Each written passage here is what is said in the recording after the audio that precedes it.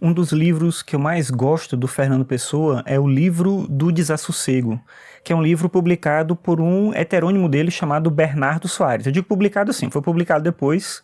Na verdade, você vai encontrar como livro do Fernando Pessoa mesmo. Mas ele foi escrito pelo Bernardo Soares. O Fernando Pessoa tinha essa coisa dos heterônimos.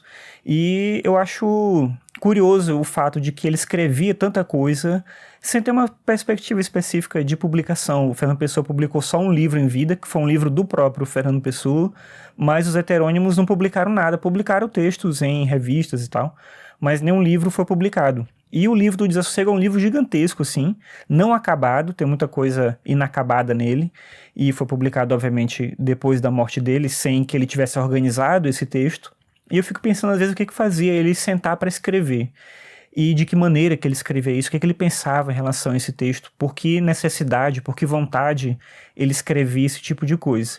Esse é um livro que, até pela maneira como ele foi composto, provavelmente, ele não é um livro interessante você ler assim, na ordem dele, todo o livro, como a gente lê outros livros, né?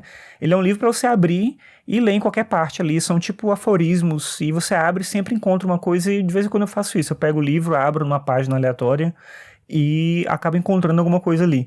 E hoje eu fiz isso e encontrei uma passagem em que ele reproduz uma ideia que é comum em muitos autores da filosofia, da literatura, que é essa percepção de que existe uma inversão entre a vida e a morte.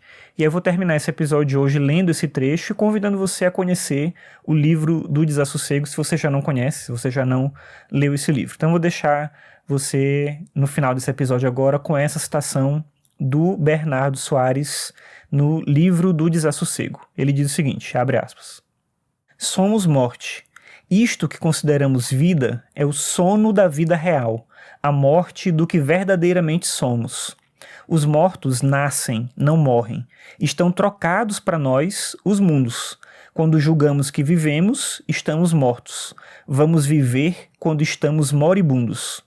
Aquela relação que há entre o sono e a vida é a mesma que há entre o que chamamos vida e o que chamamos morte.